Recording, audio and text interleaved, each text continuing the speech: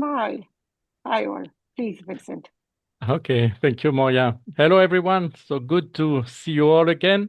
So welcome to this new session from came in the new era from strategy to impact. So we are still in the module of change management that we believe is one of the key module into this set of sessions.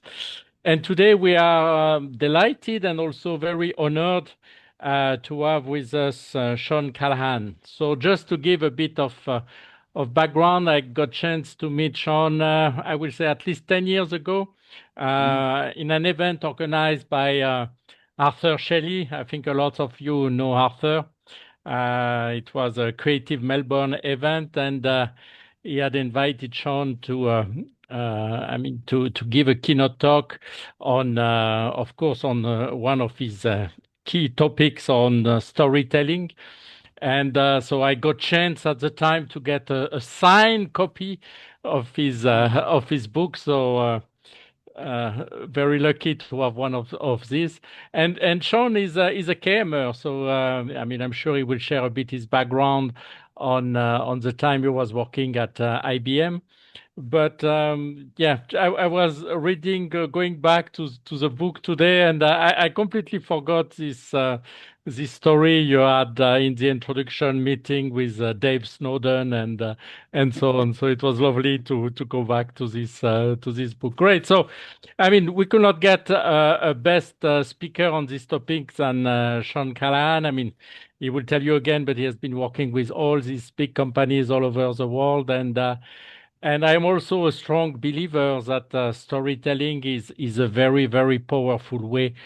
To get people, to inspire people, to get people to engage into a change. And we all know the story of the World Bank, and I think Rodolphe mentioned it in one of his past talk on how the World Bank started to engage into its knowledge management initiative more than 20, almost 30 years ago, using Mm. also this approach. So, Sean, thank you so much for being here with us today. We are all looking forward to learn from you, and there is so much we can learn from you and your stories. So please, the screen is yours. Thank you.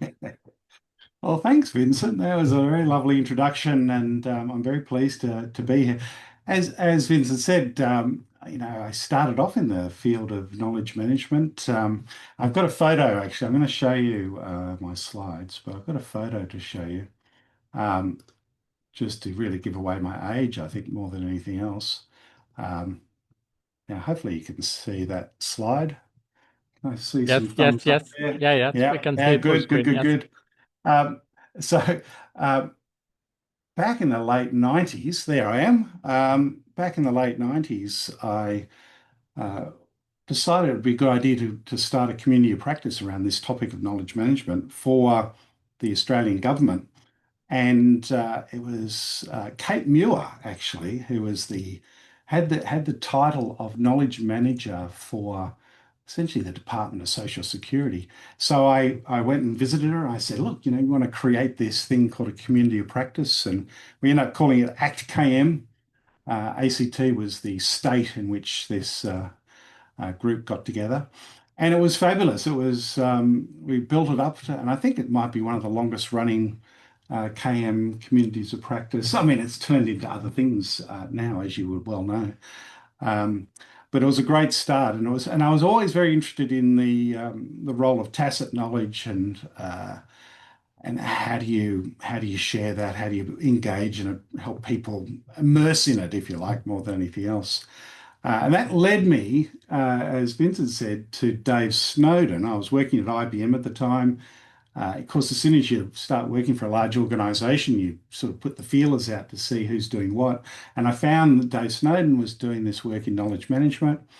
And I ended up joining the Cynefin Centre and working with him over a period of 4 or 5 years.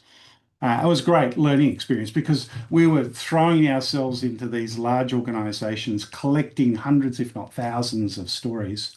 And the big lesson I learned out of that experience was that the stories that people tell in organizations are not beautifully crafted heroes' journeys or, sort of three-part, sort of structures per se.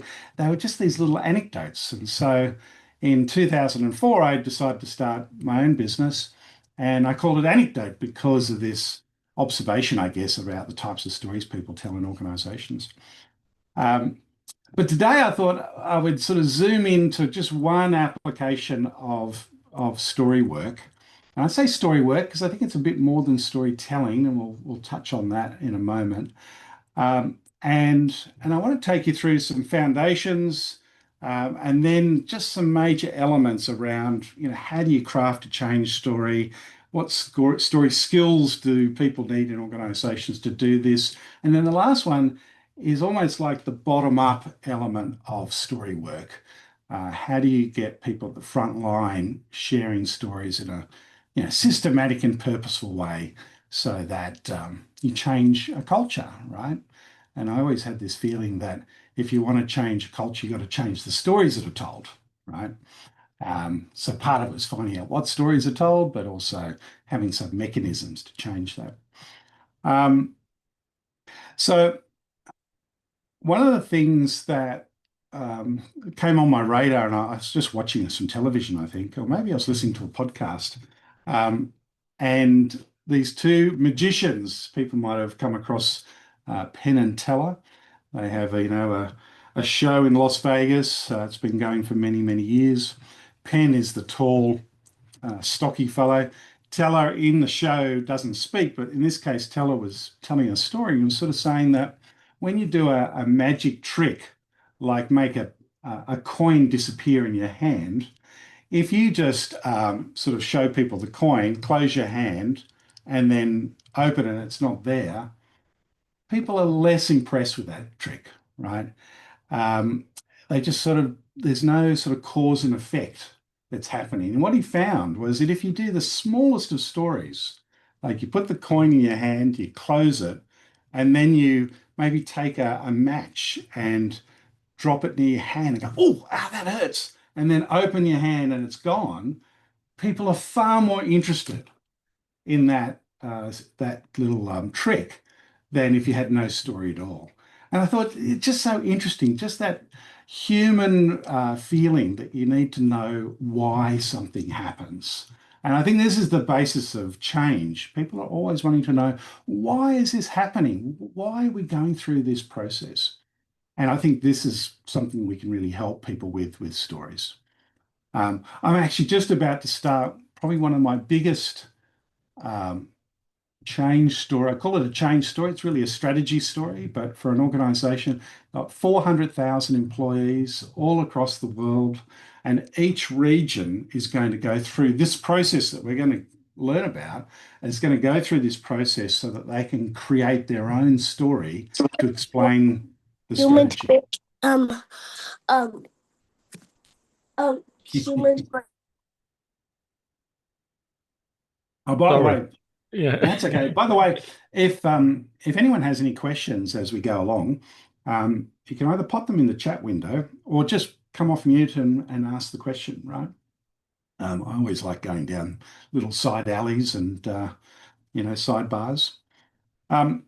So this is just the very simple idea here of, to drive and help change happen in an organization, you need some sort of change story. You need people who have some story skills, and then finally you need some way to systematically and purposely embed stories through your organization, and that has to be an ongoing and continuous process.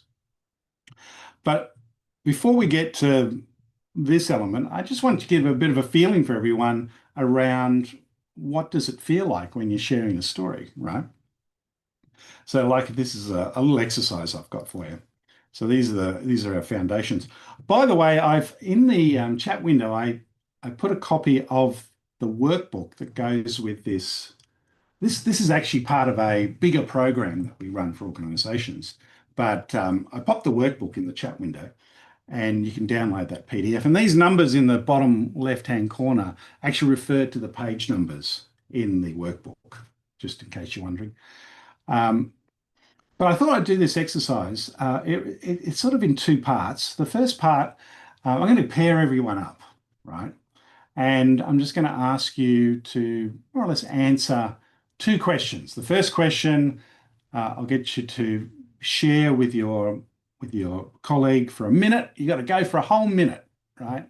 And then when that minute is up, then the other person will answer that question. And then we'll come back and then we'll go back out into the same groups and we'll ask you the second question. Okay. So here's the question.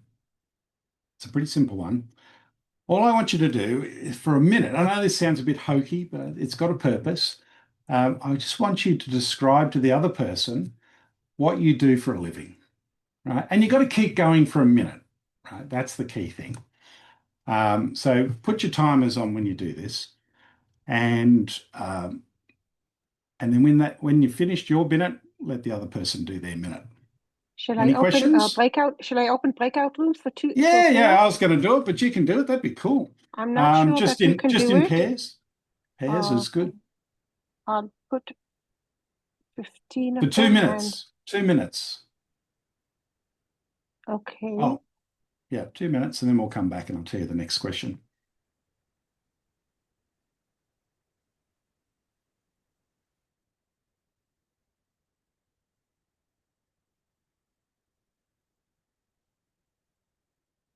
If anyone is alone, just tell me and I'll move you because we have here.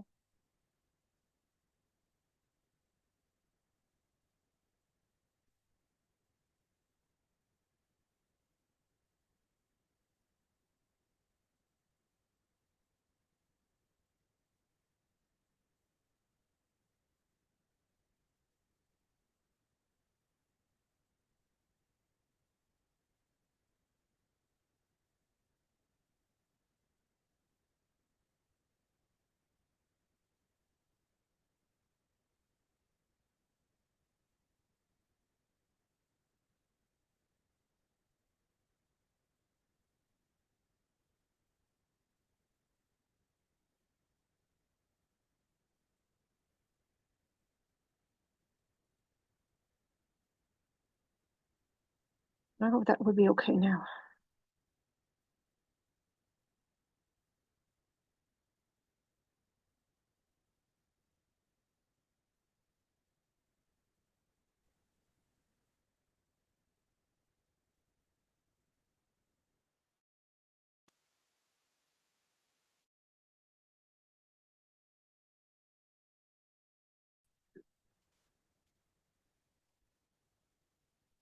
So Moria, just to let you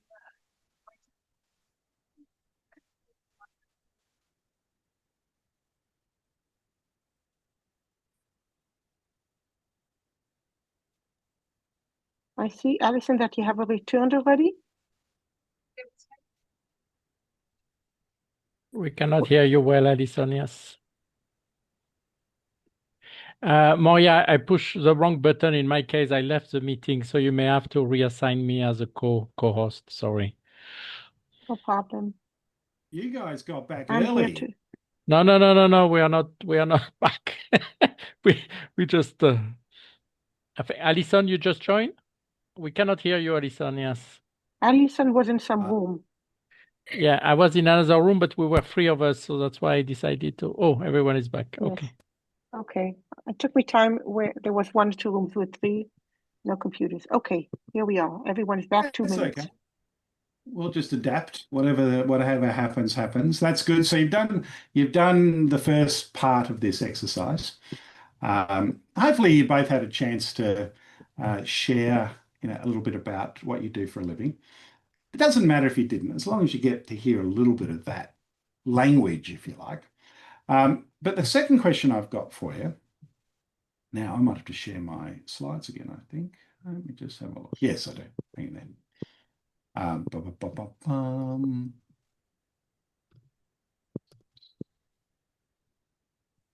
Yeah, so the second phase is I want you to go back into the same group, and this time you've got a minute to share a moment where you felt, made a little bit of a difference at work. It doesn't have to be a big thing. I'm thinking, you might have pointed someone in the right direction. You might have listened to, um, someone helped them out in some way. So that's all we have to do. Just one small moment where you felt like you've made a difference for someone at work. Okay, jump out into your rooms, stay with it until you've done a minute each, and then we'll get back here.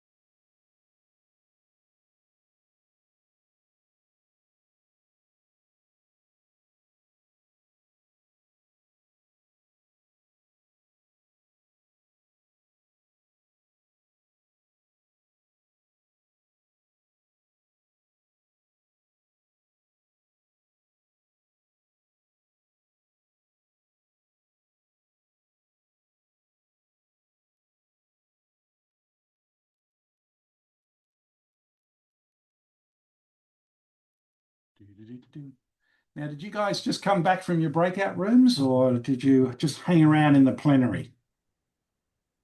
If you speak to, I don't know to who you are speaking, but if you speak to me, I just arrived 15 seconds ago because I had a problem That's to okay. arrive on time. So That's okay. That's okay. I just wanted to double check, see you know, if anyone had any problems no, doing no, the no, no, no. exercise. But Just and that's we're in a fine. breakout room. Yeah, they're just coming back. They've got about 45 seconds before everyone Okay, comes back. no problem. I was just doing a little exercise with people. But we're gonna have a conversation about that exercise when they get back. Okay, with pleasure. Yeah, yeah. Do, do, do, do, do.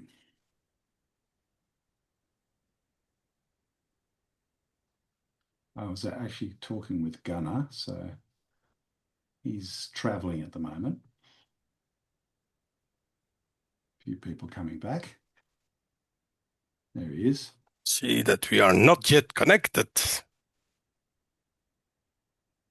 Is that on LinkedIn? Yes, Ah, please do that. just sent you the invitation. Okay, beautiful. Yes, please feel free to connect if anyone wants to do that. That'd be great. Okay, welcome back.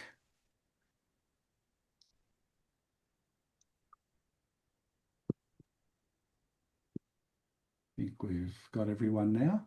So,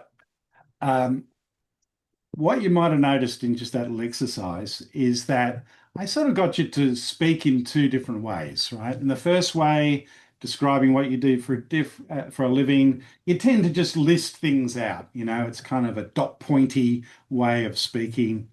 And then the second way is definitely more of a way in which you would share a real life experience, a story of some sort. But I guess what I really want to know from you guys is what did you notice? How did you feel? What was the difference between the two ways of communicating? What other things stood out for you? I don't know if there are people in this breakout room. I just saw the Oh yeah, post. we're all here, Alexander. You didn't do the exercise, so No. I'll have to get someone else to jump in here for a moment. Okay. Okay. Who would like to give us a little bit of an insight into what you experienced? I'll go. Gosh, Ah, sorry. okay. Lynn, Rudolph, you go go. for it. Okay, I think the second time we spoke with a lot of emotion and feeling and tried to convey the emotion to the other person of what we're doing. So Yep, definitely. So emotion comes out. Is one of the key things that you noticed in stories. What else did we notice? Lynn, did you want to? Yeah. Hi, Sean. How you going? Yeah, good to see you. Good to see you too. There was, even though very, very globally dispersed people, I was discussing with Rowan, we had very similar sort of stories as well. So, Interesting. yeah, given that it was, around knowledge management and sharing Mhm. some of our successes. So, Yeah, and some of yeah, our yeah. challenges with the tools that we use. It was interesting that they were very similar. So that was interesting as well. So Now you've touched on one of the really key factors or dynamics in storytelling, and that is when you share stories and you end up with similar stories, you have this feeling that, oh, I'm a little bit like that person. And someone once told me that the shortest distance between two people is a story. But I've got a feeling that the shortest distance between two people is two stories. Like the story you tell about your experience and then the story they tell. And because they're similar, you go, hey, we're pretty close. We have similar backgrounds, similar interests, or similar experiences. Yeah. So thanks, Lynn. That's a great one. Any other things people noticed in those two different ways of communicating?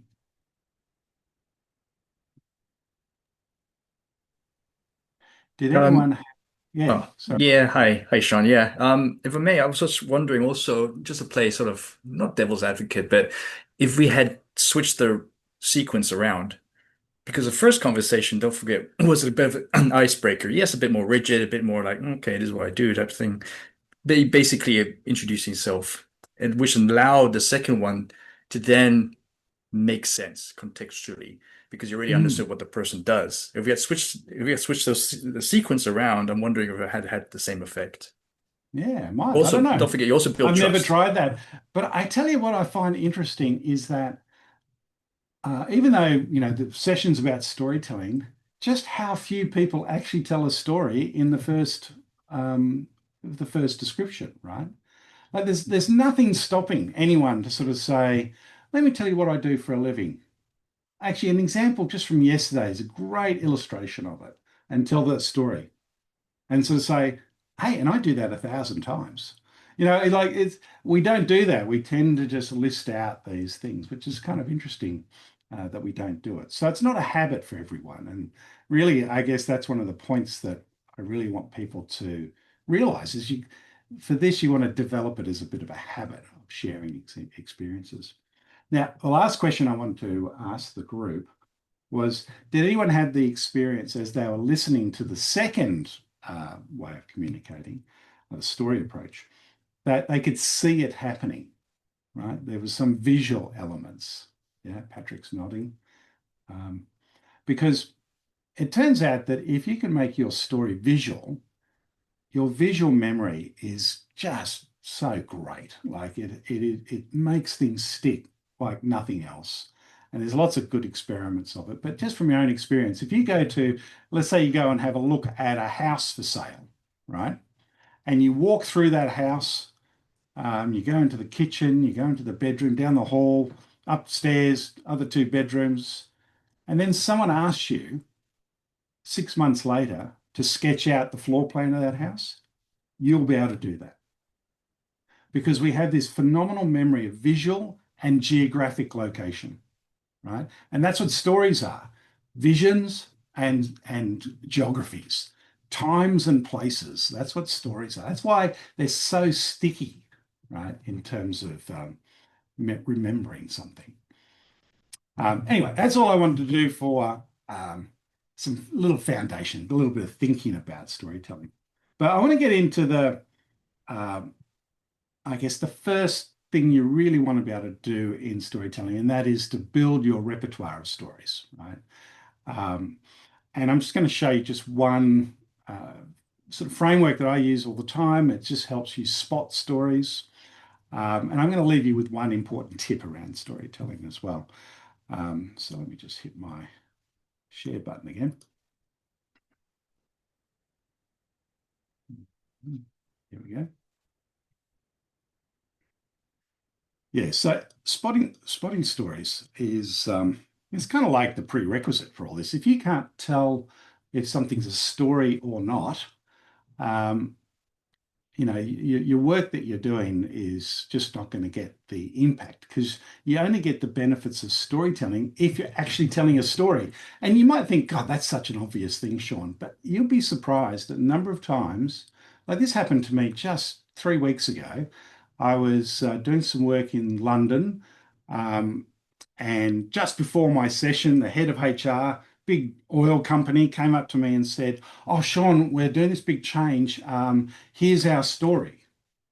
And it was actually a series of 6 paragraphs. And I looked down them, and none of them were a story, right? They were just people saying stuff. People saying stuff is not a story. Right? To be a story, you have to have certain characteristics, and these are the characteristics, right? The first thing is stories nearly always start with a time marker, right? As soon as you hear someone say, "Oh yeah, a couple of weeks ago in London," right? That's a time marker and a place marker. Or, "Oh, back in 2014," or "a while back," vague time marker. So, you know, that's the beginning of a story, you know, and you know, we all know the very favorite beginnings of our fairy tale stories is once upon a time.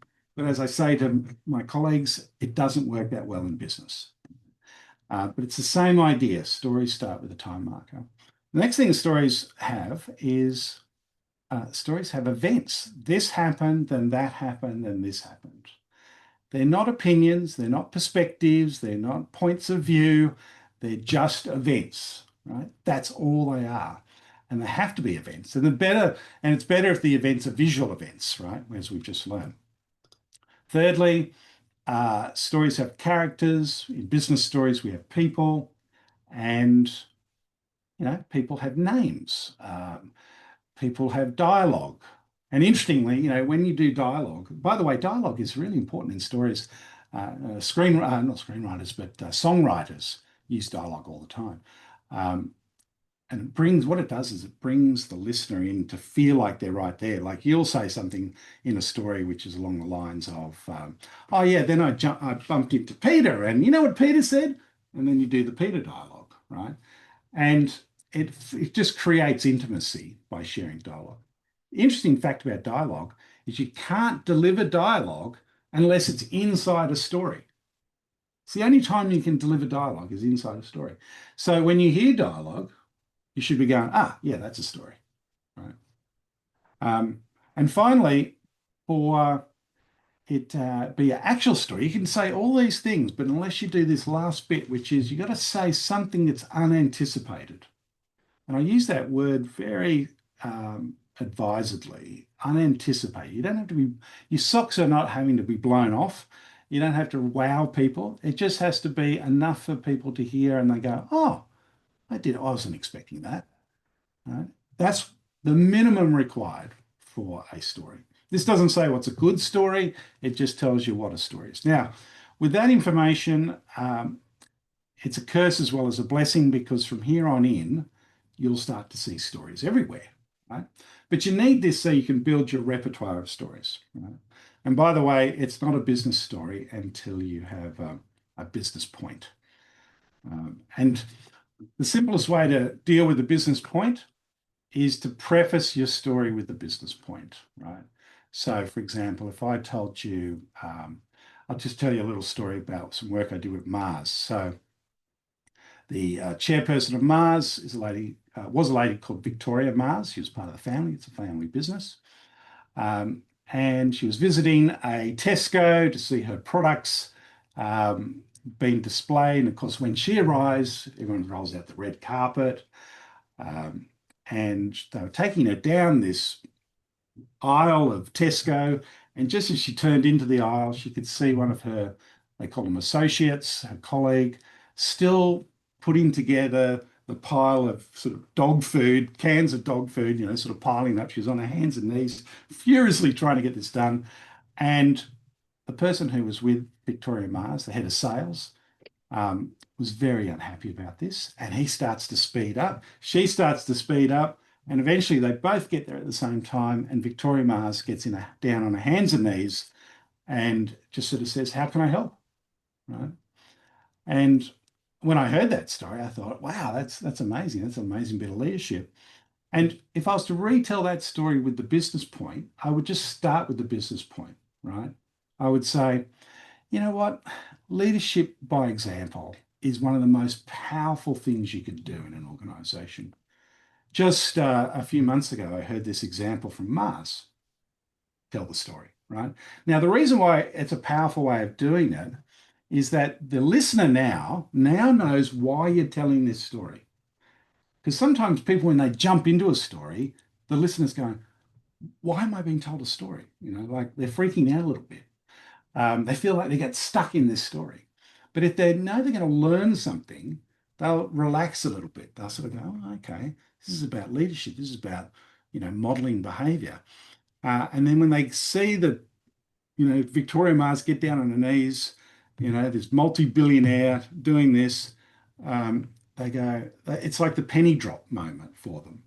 And a little dopamine hits and they go, I get what you're saying there, right? That makes sense. And in fact, they'll probably remember examples of those little leadership behaviors that they've seen, right? So all these things come flooding back. So this is a simple way to sort of add your business point to your stories. You should do it for every business story. It's the difference between a business story and just chatting down at the cafe with your friends, right? Now, I said I was going to mention a little tip. My tip is simply this. When you are sharing stories, whatever you do, don't say, I'm going to tell you a story, right? Because guess what? If I imagine the scenario, I'm standing in front of my people, I'm giving some sort of talk presentation to them, and I start off by saying, look, I just want to start by telling a bit of a story. Now, for some cultures and some organizations, that's okay, but I find the majority of business cultures, people just roll their eyes. They go, okay, rightio, let's get this over with. You know, it's a real attitude of, why am I listening to this? However, if you were to rewind the tape and say, guys, something really important happened last week I need to share with you. Everyone's sitting there going, well, what happened? You know, they want to know what happened. They still hear a story, but you don't use the S word, right? So just get that out of your vocabulary. Try to keep it right away from it. Now, I wanted to jump really to this idea of change stories. They're sort of deceptively simple in some ways. And probably the question will be is how do you implement it in some? That's probably the bigger question. But I'll start with what it is, and then we can talk about implementation. I guess the first thing, it just starts with a very basic story structure, right? And in my book, I called it a clarity story. And I called it that because I thought it was good at answering the why question, right? And the 4 parts to this story is simply, so imagine you're in the so now section, you're trying to explain the change. The so now is the change. And let's just say the change is you're going to implement some new technology that's going to improve your knowledge management. Okay.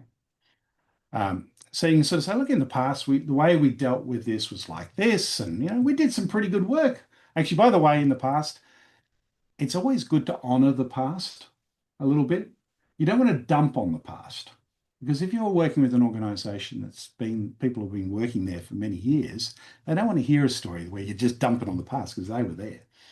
So you sort of say, yeah, we did it pretty well and we got a lot done, but it didn't quite do everything for us because a couple of things happened. Maybe a new competitor came in, maybe technology change, AI just appears from nowhere. Something has to happen that causes you to need and implement this KM system, right? It's not just coming out of the blue. And in the then something happened, you really need just 2 or 3 things. You don't want to pad it out with just every possibility. You're not giving a history. You're trying to craft a story that's compelling, okay? And then you say, so now we're implementing this knowledge management system and it's going to have these elements to it.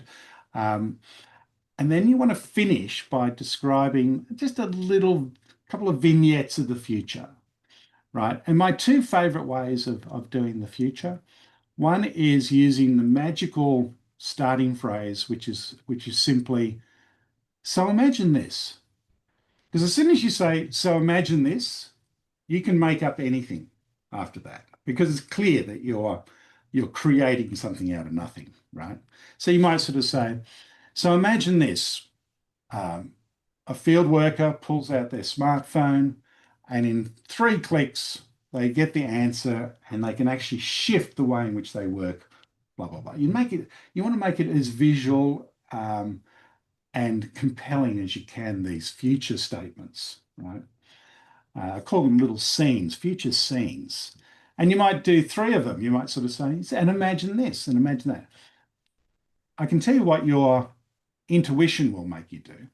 Your intuition, and maybe all the years of work in organizations, is you'll get to the end and your habit will be to list out the characteristics of the future, right?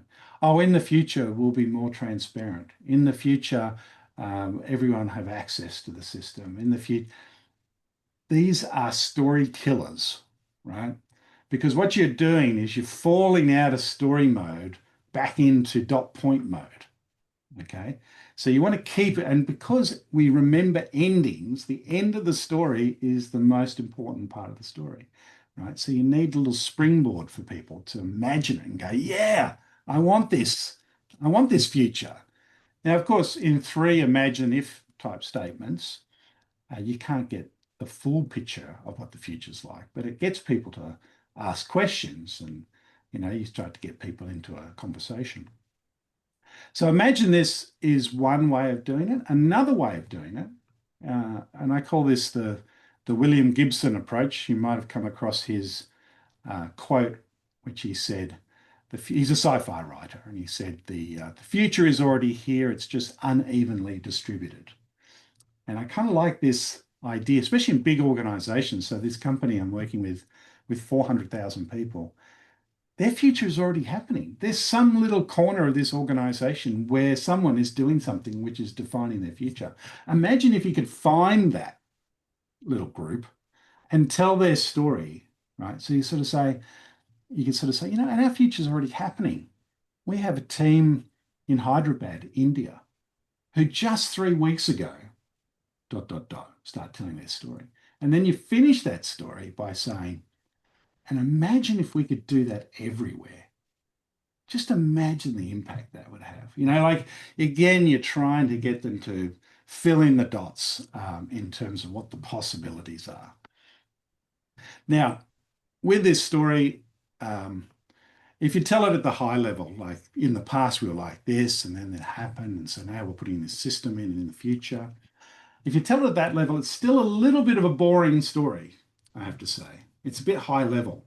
And the reason why I've got this idea of moments in here, this is what makes the story interesting and different for every person who tells it, right? So, for example, one of the moments might be, and then AI comes along. And so you sort of say, in the past it was like that. And actually then something happened. I mean, AI hit, look, it was only 3 years ago.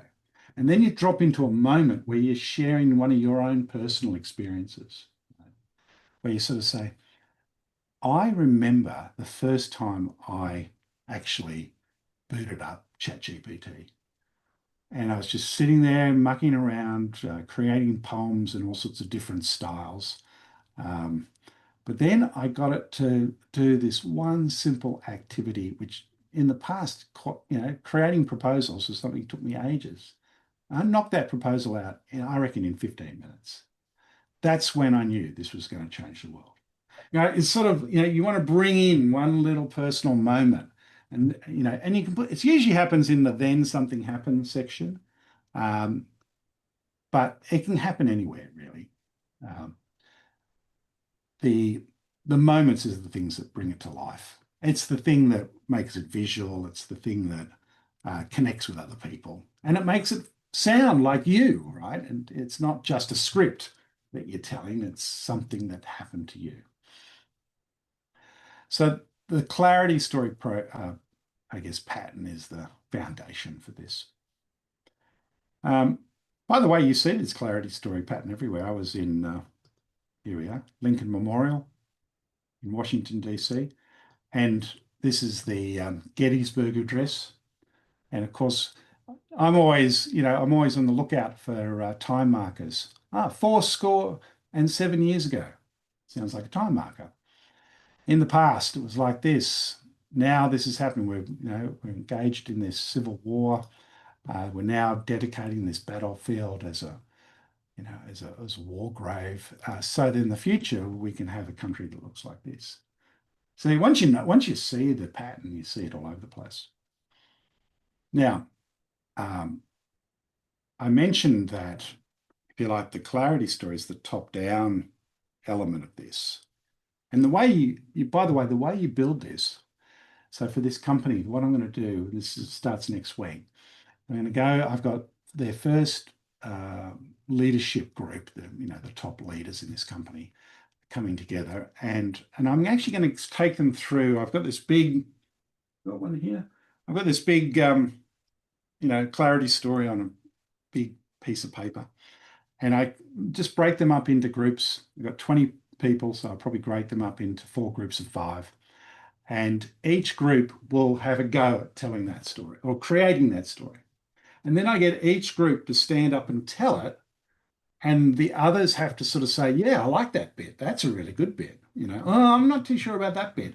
And we then create a version on the wall as they're each telling it. It's sort of like story versus story. They all have slightly different versions of it. But what they're doing is that they're engaging the story to a point where they own the story, right? And this is the key thing. You don't want to be just the clever person who writes the story for them. You want them to create it. And then we repeat that at all sorts of different levels in different places around the organization. Now, it's probably a good point for me to just briefly pause and see if there's any questions. I've been keeping an eye on the chat window. I'll just see if there's anything there. No question yet in the chat window. Questions. I mean, we are all passionate and listening carefully to your stories. Right.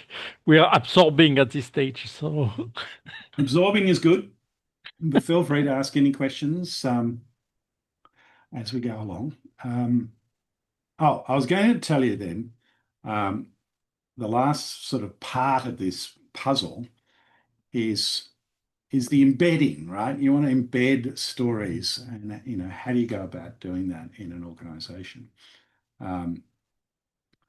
And I guess it goes back to this idea that you want to change culture by changing the stories that people tell. And there's lots of different organizations that do it. I mean, if you get up early and you peer through the window of an Apple store, which I did in Perth, I think this is in Perth, you'll see them huddled together.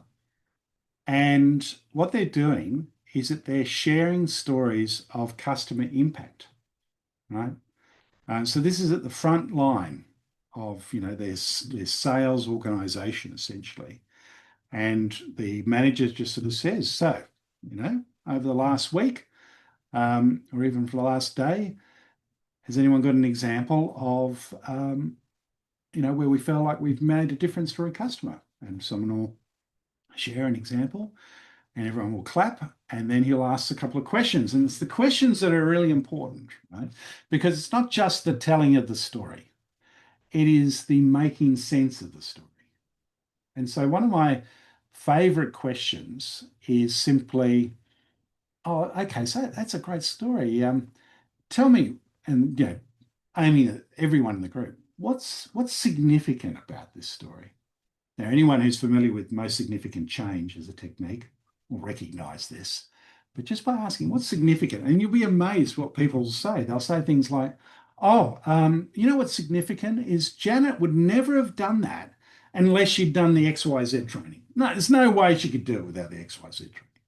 And then someone else will jump in and go, yeah, but did you see how Brad, our manager actually backed her up, because you can't do this on your own. You've got to be backed up by one of the leaders in the group. And then someone else, anyway, what they're doing in this understanding and pulling apart the story and trying to work out what's significant is they're working out for themselves how to have impact on their customers, without any, posters with inspirational comments or any of that sort of stuff. It's just grassroots experience and pulling that apart. And then after you ask the question, okay, so what's significant about this? You might ask a question is so have we ever seen something like that happen before? And someone will go, oh, yeah, 2 weeks ago. And then they'll tell a story. And what that does, it sort of says, oh, look, we do this. This is something we can do. This is not out of the ordinary. And then finally, you might finish up by saying, so tell me, does this inspire us to try something new, right? Is this giving us some ideas, a new way of doing something?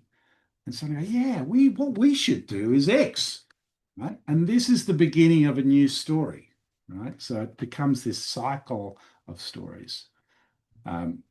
This is my little sort of flow chart, if you like. You want to find a bunch of stories. And by the way, we use a technique called anecdote circles to collect stories. I'll throw that up in the, I'll put the PDF of our booklet on anecdote circles. I think it's one of the most popular things off our website. Anyway, you get these stories together as your funnel to start with. You might select a compelling story. Then you push that out to all your different teams. You get them to talk about it. They get inspired to try something similar or different. And then that's a story that you submit back up into the funnel. So you get this continuous sort of sharing of stories through an organization. So lots of different ways of doing that. So I know I've zipped through this pretty quickly. Give you an idea of what a change story might look like and how you go about crafting a change story. Few small story skills, like putting the point before your story and helping you spot stories. Okay, that's kind of like the foundation that you need. And then finally, and by the way, this embedding stories is often overlooked. Everyone gets very excited by the top-down, town hall, let's get the CEO out to do the big rah-rah session. It doesn't have long-term impact, right? You've got to do the embedding stories part of it for it to really stick. And, the best companies and organizations who put it into practice, get lots of advantage out of it. I'll give you one little example. I did a project for Commonwealth Bank in Australia. It was the time in which, I don't even remember where they had the Royal Commission and they realized that they shouldn't probably incentivize the front line with money to sell you things like insurance and things like that. There was all this crazy behavior that was going on. So they took away all these incentives from the front line, monetary incentives, and they were really worried that their revenues would just plunge. Now, we happened to be working in the Commonwealth Bank at the time, and we got into a conversation where they were telling us about their concern. And we sort of said, well, why don't you replace explicit rewards with implicit rewards, right? And they were interested in this idea and they wanted to know how to do it. And I said, well, sharing stories of customer impact makes people feel good It makes people feel that they're making a difference to people's lives. It's implicit reward. So they put in a process, a bit like I've just described, run by the branch managers. So I think there's like 50,000 people involved in this. And they do this 2-3 times a week, just like the Apple Store. But they have branch managers who do it, and they tell stories of their customers. And their engagement scores went up, their revenues went up. And to this day, and we did this probably 5 years ago, to this day, it's something that they do every week. And it's what they do is they actually tell these stories. And if they think they've got a really good one, they put it on their Yammer network and hashtag it customer impact story. So that's how they share it broadly across the bank. Now, I thought I'd finish there, give us a few minutes to ask any questions. Yes, we have questions now for We have the questions. chat. Yes. So Kim, do you want to first share your experience? Sure, thanks, Sean. I was just saying in the chat how brilliant this session was and how it's something I'm really passionate about myself. And so just getting to understand the mechanics of storytelling and how it works is brilliant, because I actually read a chapter recently in a book called Owning Up to Mistakes, which just come out, and it's for the legal sector. But I wrote one, and I think my original title, it got slightly mushed down, was Mistakes Make Stories That Stick. And it was all about how mistakes are so important, and referencing Dave Snowden's ideas and all sorts of things like that. Yeah. So yeah, I just wish I'd been to this session beforehand, because it would have helped me so much. Well, mistakes, we do love mistakes, right? But here's one thing I've learned out of mistakes is that you can tell a really strong mistake story and people will go, ooh, better avoid that. That was bad, like, let's never do that, right? But they don't know what to do, right? So it's good to follow your mistake story with a success story, right? So that they go, oh, you do that instead. Oh, I see. It takes the mistakes, or it grabs people's attention, no doubt. But you got to follow it with a success story. Yeah. Oh, well, good luck. I look forward to hearing how you go on that. Thank you. And we have a follow-up question from Josephine. I think that directly linked to what you just described. Josephine? Question, because I think we now reflected predominantly on like success stories and customer impact, but what about the stories of really tough lessons, failures, where there's not necessarily like a positive spin at the end, but where you still want to make sure the audience really understands the gravity and kind of comes up with some recommendations and like indeed the turnaround, that the spin that the story needs, but that might not be there yet. So I was wondering whether you had any tips on that. Yeah. Well, one thing, a friend of mine, she still works for the Jet Propulsion Lab in California, but she told me this probably about 10 years ago. She said they were doing some mission where the capsule, this is very apropos of really what's going on now with the moon mission, because they'll also land in the water through a capsule, I think. Well, they had this idea. It was a capsule that had a really important payload. And it was going to land over sort of ground. And so they came up with this approach where they were going to capture the capsule with helicopters with hooks on it, right? And so this is a big deal. Project managers working on this for years and years and years. On the day, they're all videoing this thing, and this capsule comes flying through the atmosphere. The helicopters are there with their big hooks, and the capsule just goes flying right through. They don't capture it at all with the hooks, and it just smashes into the ground to smithereens, right?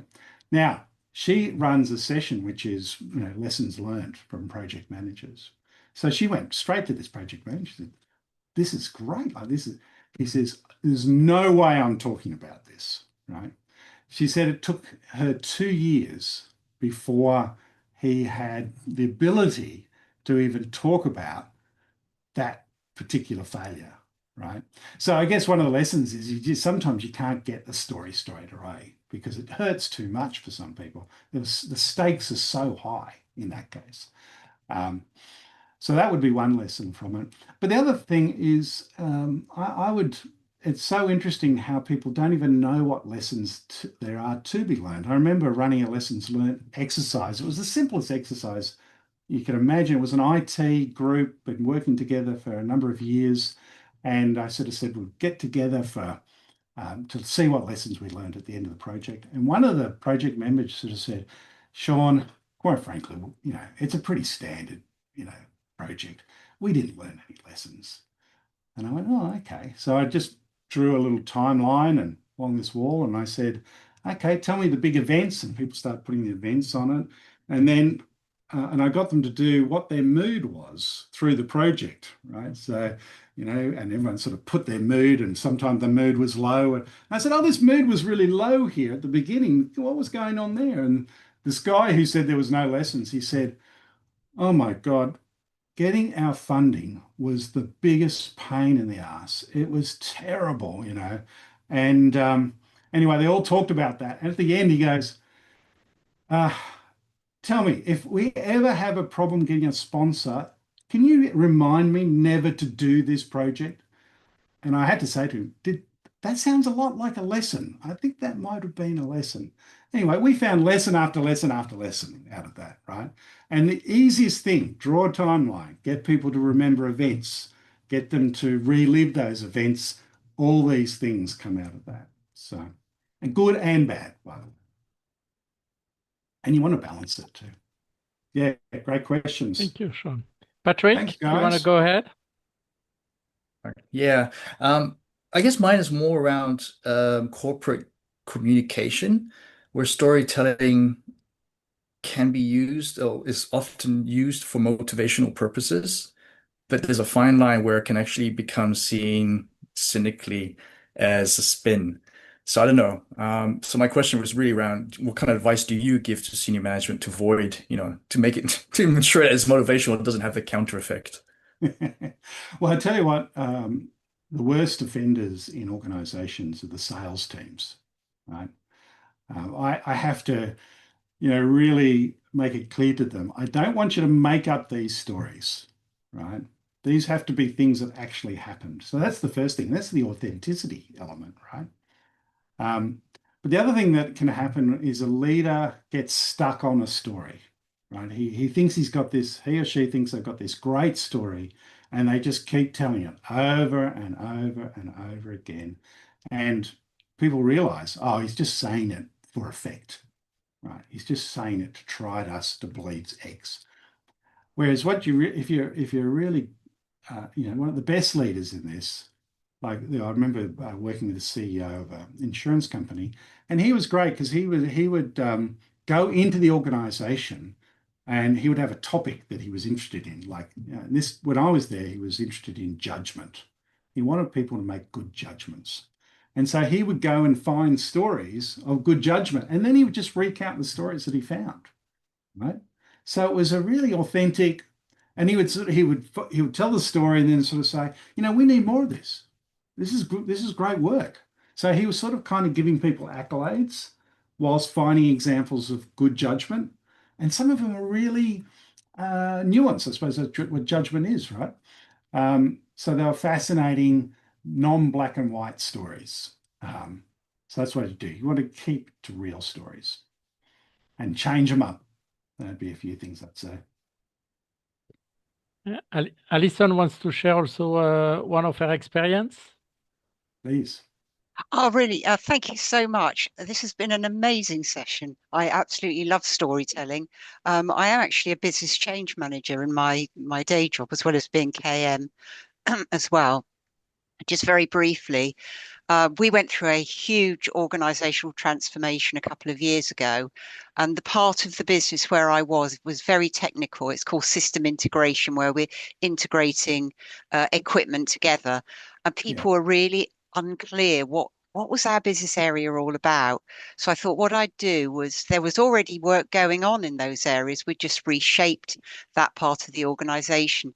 So I did a web campaign where I got people to talk about their success stories. If they weren't ready to share those, what progress are you making? So I enticed people, instead of saying, oh, this is finished, it's done, we've completed it. Where are we so far, and what more do we have to do? And it proved to be really helpful to talk people through what the value was to the organization. So I Yeah, just right. thought I'd That's share great. that. That's great, Alison. And there's you reminded me of two little story patterns that can be really helpful in that. One is just simply I've seen technical people do this sort of accidentally, and it really engages the audience. One is simply things were good, then they were bad, and then they were good again, right? This is originally called Man in a Hole story structure, but I think they call it something a bit more generic these days. And the other one, which I think technical people need to use more of, is sort of like a mystery story format. And that's where you sort of say, well, the actual mystery story is classically there's a dead body, and then you've got to work out who killed the person, Agatha Christie style, right? It turns out the most what would you say, popular story structure ever, right? But in an organization is we've got this problem, that's the dead body. We tried this, didn't work. We tried that, didn't work either. We tried this, it worked. People love that story. They love that story. We want to be drawn along. We just don't want, oh, we had this problem, we solved it. We're less interested in that. Yeah. That's like doing the magic trick, without the fire. Yeah. Right. It's all a bit sanitized. If it's a bit so sanitized, perfect, we don't want it too perfect, do we? We want some struggles in there as well. Yeah, exactly. Yeah. Good one, Thank Alison. you so much. Pleasure. Okay, we are running a bit out of time, but let's have our last question from Rodolphe, right? Okay, Rodolphe. I don't have a question, but I want to share something that as a knowledge manager, you come across, and what we did, we would come across failure stories, things that did not work, but people had hidden it, but we highlighted it. So we then created posters, for example, demolished at 6 meters. It now stands tall at India's tallest rail pier at 105 meters, So we discovered that there was a problem and it had to be demolished. And then it was, so we created these stories, and then people would then immediately focus, how did they do the turnaround, So we created posters and we celebrated. And then from everywhere, people started sending in these stories saying that, I want to share something, I want to share something. So slowly failure stories started coming out. Beautiful. Love it. Well, guys, all the best in your storytelling.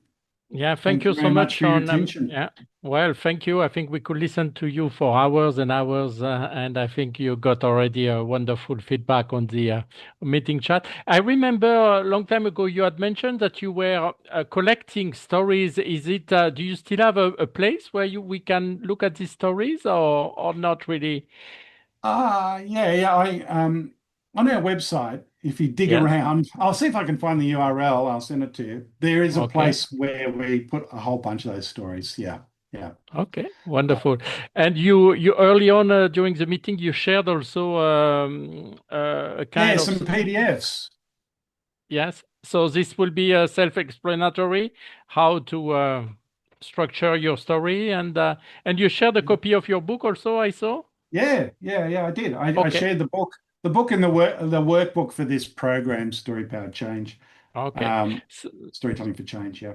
Wonderful. For those of you who come late, we will share it again by email for all the members of this session.